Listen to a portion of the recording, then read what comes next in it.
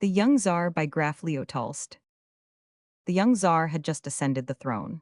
For 5 weeks he had worked without ceasing, in the way that Tsars are accustomed to work. He had been attending to reports, signing papers, receiving ambassadors and high officials who came to be presented to him, and reviewing troops. He was tired, and as a traveler exhausted by heat and thirst longs for a draught of water and for rest, so he longed for a respite of just one day at least from receptions, from speeches, from parades, a few free hours to spend like an ordinary human being with his young, clever, and beautiful wife, to whom he had been married only a month before. It was Christmas Eve. The young Tsar had arranged to have a complete rest that evening. The night before he had worked till very late at documents which his ministers of state had left for him to examine. In the morning he was present at the Te Deum, and then at a military service. In the afternoon he received official visitors, and later he had been obliged to listen to the reports of 3 ministers of state, and had given his assent to many important matters. In his conference with the Minister of Finance, he had agreed to an increase of duties on imported goods, which should in the future add many millions to the state revenues. Then he sanctioned the sale of brandy by the crown in various parts of the country, and signed a decree permitting the sale of alcohol in villages having markets. This was also calculated to increase the principal revenue to the state, which was derived from the sale of spirits. He had also approved of the issuing of a new gold loan required for a financial negotiation. The Minister of Justice, having reported on the complicated case of the succession of the Baron Snyders, the young Tsar confirmed the decision by his signature, and also approved the new rules relating to the application of Article 1830 of the Penal Code, providing for the punishment of tramps. In his conference with the Minister of the Interior, he ratified the order concerning the collection of taxes in arrears, signed the order settling what measures should be taken in regard to the persecution of religious dissenters, and also one providing for the continuance of martial law in those provinces where it had already been established. With the Minister of War, he arranged for the nomination of a new corps commander for the raising of recruits and for punishment of breach of discipline. These things kept him occupied till dinner time, and even then his freedom was not complete. A number of high officials had been invited to dinner, and he was obliged to talk to them, not in the way he felt disposed to do, but according to what he was expected to say. At last the tiresome dinner was over, and the guests departed. The young Tsar heaved a sigh of relief, stretched himself, and retired to his apartments to take off his uniform with the decorations on it, and to don the jacket he used to wear before his accession to the throne. His young wife had also retired to take off her dinner dress, remarking that she would join him presently. When he had passed the row of footmen who were standing erect before him, and reached his room, when he had thrown off his heavy uniform and put on his jacket, the young Tsar felt glad to be free from work, and his heart was filled with a tender emotion which sprang from the consciousness of his freedom, of his joyous, robust young life, and of his love. He threw himself on the sofa, stretched out his legs upon it, leaned his head on his hand, fixed his gaze on the dull glass shade of the lamp, and then a sensation which he had not experienced since his childhood, the pleasure of going to sleep, and a drowsiness that was irresistible, suddenly came over him. My wife will be here presently and will find me asleep. No, I must not go to sleep, he thought. He let his elbow drop down, laid his cheek in the palm of his hand, made himself comfortable, and was so utterly happy that he only felt a desire not to be aroused from this delightful state. And then, what happens to all of us every day happened to him. He fell asleep without knowing himself when or how. He passed from one state into another without his will having any share in it, without even desiring it, and without regretting the state out of which he had passed. He fell into a heavy sleep which was like death. How long he had slept he did not know, but he was suddenly aroused by the soft touch of a hand upon his shoulder. "It is my darling, it is she," he thought. What a shame to have dozed off. But it was not she. Before his eyes, which were wide open and blinking at the light, she, that charming and beautiful creature whom he was expecting, did not stand, but he stood. Who he was the young Tsar did not know, but somehow it did not strike him that he was a stranger whom he had never seen before. It seemed as if he had known him for a long time and was fond of him, and as if he trusted him as he would trust himself. He had expected his beloved wife, but in her stead that man whom he had never seen before had come. Yet to the young Tsar, who was far from feeling regret or astonishment, it seemed not only a most natural, but also a necessary thing to happen. "Come," said the stranger. "Yes, let us go," said the young Tsar, not knowing where he was to go, but quite aware that he could not help submitting to the command of the stranger. "But how shall we go?" he asked. "In this way." The stranger laid his hand on the Tsar's head, and the Tsar for a moment lost consciousness. He could not tell whether he had been unconscious a long or a short time, but when he recovered his senses, he found himself in a strange place. The first thing he was aware of was a strong and stifling smell of sewage. The place in which he stood was a broad passage lit by the red glow of two dim lamps. Running along one side of the passage was a thick wall with windows protected by iron gratings. On the other side were doors secured with locks. In the passage stood a soldier, leaning up against the wall, asleep. Through the doors, the young Tsar heard the muffled sound of living human beings, not of one alone, but of many. He was standing at the side of the young Tsar, and pressing his shoulder slightly with his soft hand, pushed him to the first door, unmindful of the sentry. The young Tsar felt he could not do otherwise than yield, and approached the door. To his amazement, the sentry looked straight at him, evidently without seeing him, as he neither straightened himself up nor saluted, but yawned loudly and, lifting his hand, scratched the back of his neck. The door had a small hole, and in obedience to the pressure of the hand that pushed him, the young Tsar approached a step nearer and put his eye to the small opening. Close to the door, the foul smell that stifled him was stronger, and the young Tsar hesitated to go nearer, but the hand pushed him on. He leaned forward, put his eye close to the opening, and suddenly ceased to perceive the odor. The sight he saw deadened his sense of smell. In a large room, about 10 yards long and 6 yards wide, there walked unceasingly from one end to the other 6 men in long gray coats, some in felt boots, some barefoot. There were over 20 men in all in the room, but in that first moment the young Tsar only saw those who were walking with quick, even, silent steps. It was a horrid sight to watch the continual, quick, aimless movements of the men who passed and overtook each other, turning sharply when they reached the wall, never looking at one another, and evidently concentrated each on his own thoughts. The young Tsar had observed a similar sight one day when he was watching a tiger in a menagerie, pacing rapidly with noiseless tread from one end of his cage to the other, waving its tail, silently turning when it reached the bars, and looking at nobody. Of these men one, apparently a young peasant with curly hair, would have been handsome were it not for the unnatural pallor of his face, and the concentrated, wicked, scarcely human, look in his eyes. Another was a Jew, hairy and gloomy. The third was a lean old man, bald, with a beard that had been shaven and had since grown like bristles. The fourth was extraordinarily heavily built, with well-developed muscles, a low, receding forehead, and a flat nose. The fifth was hardly more than a boy, long, thin, obviously consumptive. The sixth was small and dark, with nervous, convulsive movements. He walked as if he were skipping, and muttered continuously to himself. They were all walking rapidly backwards and forwards past the hole through which the young Tsar was looking. He watched their faces and their gait with keen interest.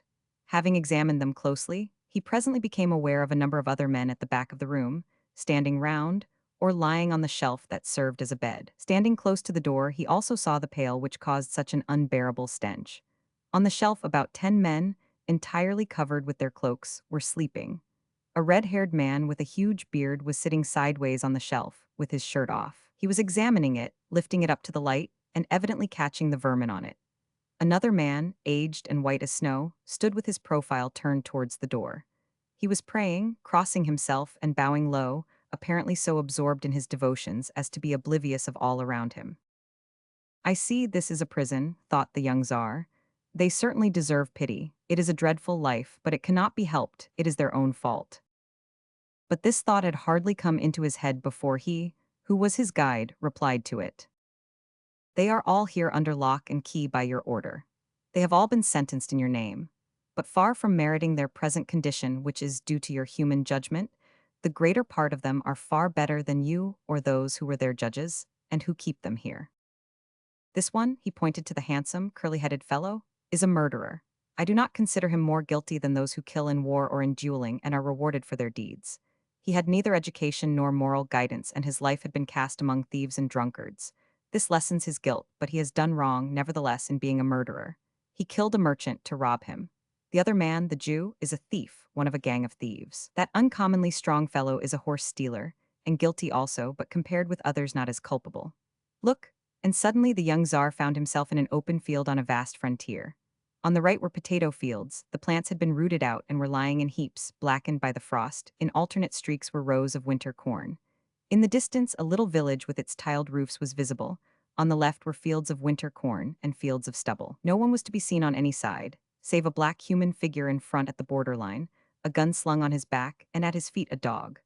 On the spot where the young Tsar stood, sitting beside him, almost at his feet, was a young Russian soldier with a green band on his cap, and with his rifle slung over his shoulders, who was rolling up a paper to make a cigarette.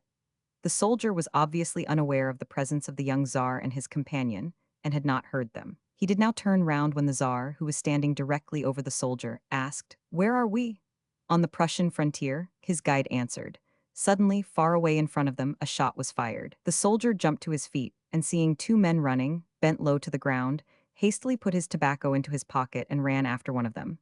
"Stop, or I'll shoot," cried the soldier. The fugitive, without stopping, turned his head and called out something evidently abusive or blasphemous. "Damn you!" shouted the soldier, who put one foot a little forward and stopped, after which, bending his head over his rifle and raising his right hand, he rapidly adjusted something, took aim, and, pointing the gun in the direction of the fugitive, probably fired, although no sound was heard. Smokeless powder, no doubt, thought the young Tsar, and looking after the fleeing man saw him take a few hurried steps, and bending lower and lower, fall to the ground and crawl on his hands and knees. At last he remained lying and did not move. The other fugitive, who was ahead of him, turned round and ran back to the man who was lying on the ground. He did something for him and then resumed his flight. "What does all this mean?" asked the Tsar. "These are the guards on the frontier, enforcing the revenue laws. That man was killed to protect the revenues of the state." "Has he actually been killed?" The guide again laid his hand upon the head of the young Tsar, and again the Tsar lost consciousness. When he had recovered his senses, he found himself in a small room, the customs office. The dead body of a man, with a thin grizzled beard, an aquiline nose, and big eyes with the eyelids closed, was lying on the floor. His arms were thrown asunder, his feet bare, and his thick, dirty toes were turned up at right angles and stuck out straight. He had a wound in his side, and on his ragged cloth jacket, as well as on his blue shirt, were stains of clotted blood, which had turned black save for a few red spots here and there. A woman stood close to the wall, so wrapped up in shawls that her face could scarcely be seen. Motionless she gazed at the aquiline nose, the upturned feet, and the protruding eyeballs, sobbing and sighing, and drying her tears at long, regular intervals. A pretty girl of 13 was standing at her mother's side, with her eyes and mouth wide open. A boy of 8 clung to his mother's skirt and looked intensely at his dead father without blinking. From a door near them, an official, an officer, a doctor, and a clerk with documents entered. After them came a soldier, the one who had shot the man. He stepped briskly along behind his superiors, but the instant he saw the corpse he went suddenly pale and quivered, and dropping his head stood still. When the official asked him whether that was the man who was escaping across the frontier, and at whom he had fired, he was unable to answer. His lips trembled and his face twitched. "The S, he began, but could not get out the words which he wanted to say. "The same, Your Excellency." The officials looked at each other and wrote something down. "You see the beneficial results of that same system." In a room of sumptuous vulgarity, two men sat drinking wine. One of them was old and gray, the other a young Jew. The young Jew was holding a roll of banknotes in his hand and was bargaining with the old man. He was buying smuggled goods. "You've got 'em cheap," he said, smiling. "Yes, but the risk." "This is indeed terrible," said the young Tsar, "but it cannot be avoided. Such proceedings are necessary." His companion made no response, saying merely, "Let us move on," and laid his hand again on the head of the Tsar. When the Tsar recovered consciousness, he was standing in a small room lit by a shaded lamp. A woman was sitting at the table sewing. A boy of 8 was bending over the table, drawing, with his feet doubled up under him in the armchair. A student was reading aloud. The father and daughter of the family entered the room noisily. "You signed the order concerning the sale of spirits," said the guide to the Tsar. "Well," said the woman, "he's not likely to live." "What's the matter with him?" "They've kept him drunk all the time." "It's not possible," exclaimed the wife. "It's true, and the boy's only 9 years old, that Vania Morishkine." "What did you do to try to save him?" asked the wife. "I tried everything that could be done. I gave him an emetic and put a mustard plaster on him. He has every symptom of delirium tremens." "It's no wonder, the whole family are drunkards. Anisia is only a little better than the rest, and even she is generally more or less drunk," said the daughter. "And what about your temperance society?" the student asked his sister. What can we do when they are given every opportunity of drinking? Father tried to have the public house shut up, but the law is against him. And besides, when I was trying to convince Vasily Ermeline that it was disgraceful to keep a public house and ruin the people with drink, he answered very haughtily, and indeed got the better of me before the crowd. But I have a license with the imperial eagle on it. If there was anything wrong in my business, the Tsar wouldn't have issued a decree authorizing it. Isn't it terrible? The whole village has been drunk for the last 3 days. And as for feast days, it is simply horrible to think of. It has been proved conclusively that alcohol does no good in any case, but invariably does harm, and it has been demonstrated to be an absolute poison. Then, 99% of the crimes in the world are committed through its influence. We all know how the standard of morality and the general welfare improved at once in all the countries where drinking has been suppressed, like Sweden and Finland, and we know that it can be suppressed by exercising a moral influence over the masses. But in our country, the class which could exert that influence, the government, the Tsar, and his officials, simply encourage drink. Their main revenues are drawn from the continual drunkenness of the people. They drink themselves, they are always drinking the health of somebody. Gentlemen, the regiment, the preachers drink, the bishops drink. Again the guide touched the head of the young Tsar, who again lost consciousness. This time he found himself in a peasant's cottage. The peasant, a man of 40, with red face and bloodshot eyes, was furiously striking the face of an old man, who tried in vain to protect himself from the blows. The younger peasant seized the beard of the old man and held it fast. "For shame to strike your father." "I don't care, I'll kill him. Let them send me to Siberia, I don't care." The women were screaming. Drunken officials rushed into the cottage and separated father and son. The father had an arm broken, and the son's beard was torn out.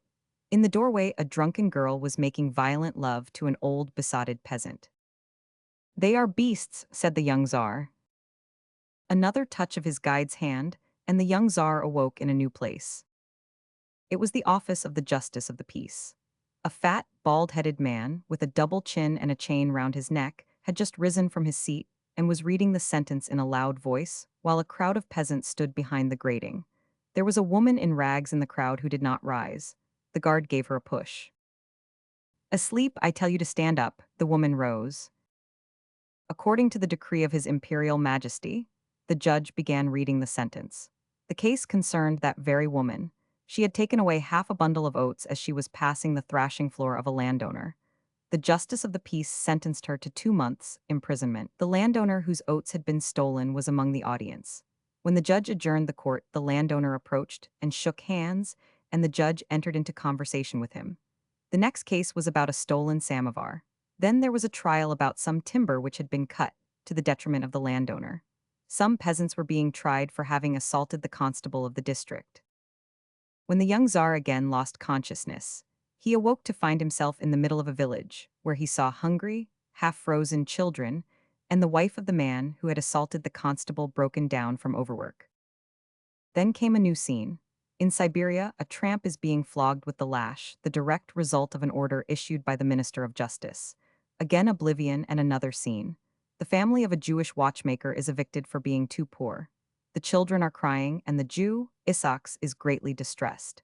At last they come to an arrangement, and he is allowed to stay on in the lodgings. The chief of police takes a bribe. The governor of the province also secretly accepts a bribe. Taxes are being collected. In the village, while a cow is sold for payment, the police inspector is bribed by a factory owner, who thus escapes taxes altogether. And again, a village court scene, and a sentence carried into execution: the lash. "Ilya Vasilievich, could you not spare me that?" "No." The peasant burst into tears. "Well, of course, Christ suffered, and he bids us suffer too." Then other scenes: the Stundists, a sect being broken up and dispersed, the clergy refusing first to marry, then to bury a Protestant. Orders given concerning the passage of the imperial railway train. Soldiers kept sitting in the mud, cold, hungry, and cursing. Decrees issued relating to the educational institutions of the Empress Mary Department. Corruption rampant in the foundling homes. An undeserved monument. Thieving among the clergy. The reinforcement of the political police. A woman being searched. A prison for convicts who are sentenced to be deported. A man being hanged for murdering a shop assistant. Then the result of military discipline. Soldiers wearing uniform and scoffing at it. A gypsy encampment. the son of a millionaire exempted from military duty, while the only support of a large family is forced to serve. The university, a teacher relieved of military service, while the most gifted musicians are compelled to perform it. Soldiers and their debauchery, and the spreading of disease. Then a soldier who has made an attempt to desert. He is being tried. Another is on trial for striking an officer who has insulted his mother. He is put to death. Others, again, are tried for having refused to shoot. The runaway soldier sent to a disciplinary battalion and flogged to death. Another, who is guiltless, flogged, and his wounds sprinkled with salt till he dies. One of the superior officers stealing money belonging to the soldiers. Nothing but drunkenness, debauchery, gambling, and arrogance on the part of the authorities. What is the general condition of the people? The children are half-starving and degenerate. The houses are full of vermin, an everlasting dull round of labor, of submission, and of sadness. On the other hand, ministers, governors of provinces, covetous, ambitious, full of vanity, and anxious to inspire fear. But where are men with human failings? I will show you where they are. Here is the cell of a woman in solitary confinement at Schlüsselburg. She is going mad. Here is another woman, a girl, indisposed, violated by soldiers. A man in exile, alone, embittered, half dead. A prison for convicts condemned to hard labor, and women flogged. They are many. Tens of thousands of the best people. Some shut up in prisons, others ruined by false education, by the vain desire to bring them up as we wish. But not succeeding in this, whatever might have been is ruined as well, for it is made impossible. It is as if we were trying to make buckwheat out of corn sprouts by splitting the ears. One may spoil the corn, but one could never change it to buckwheat. Thus all the youth of the world, the entire younger generation, is being ruined. But woe to those who destroy one of these little ones, woe to you if you destroy even one of them. On your soul, however, are hosts of them, who have been ruined in your name, all of those over whom your power extends. But what can I do? Exclaimed the Tsar in despair. I do not wish to torture, to flog, to corrupt, to kill anyone. I only want the welfare of all. Just as I yearn for happiness myself, so I want the world to be happy as well. Am I actually responsible for everything that is done in my name? What can I do? What am I to do to rid myself of such a responsibility? What can I do? I do not admit that the responsibility for all this is mine. If I felt myself responsible for 100th part of it, I would shoot myself on the spot. It would not be possible to live if that were true. But how can I put an end to all this evil? It is bound up with the very existence of the state. I am the head of the state. What am I to do? Kill myself or abdicate? But that would mean renouncing my duty. Oh God, God, help me. He burst into tears and awoke. How glad I am that it was only a dream, was his first thought. But when he began to recollect what he had seen in his dream, and to compare it with actuality, he realized that the problem propounded to him in dream remained just as important and as insoluble now that he was awake. For the first time, the young Tsar became aware of the heavy responsibility weighing on him, and was aghast. His thoughts no longer turned to the young queen, and to the happiness he had anticipated for that evening, but became centered on the unanswerable question which hung over him. What was to be done? In a state of great agitation, he arose and went into the next room. An old courtier, a co-worker and friend of his father's, was standing there in the middle of the room in conversation with the young queen, who was on her way to join her husband. The young Tsar approached them, and addressing his conversation principally to the old courtier, told him what he had seen in his dream and what doubts the dream had left in his mind. That is a noble idea. It proves the rare nobility of your spirit, said the old man. But forgive me for speaking frankly, you are too kind to be an emperor, and you exaggerate your responsibility. In the first place, the state of things is not as you imagine it to be. The people are not poor. They are well-to-do. Those who are poor through their own fault. Only the guilty are punished, and if an unavoidable mistake does sometimes occur, it is like a thunderbolt, an accident, or the will of God. You have but one responsibility, to fulfill your task courageously and to retain the power that is given to you. You wish the best for your people and God sees that. As for the errors which you have committed unwittingly, you can pray for forgiveness, and God will guide you and pardon you. All the more because you have done nothing that demands forgiveness, and there never have been and never will be men possessed of such extraordinary qualities as you and your father. Therefore all we implore you to do is to live, and to reward our endless devotion and love with your favor, and everyone, save scoundrels who deserve no happiness, will be happy. What do you think about that? The young Tsar asked his wife.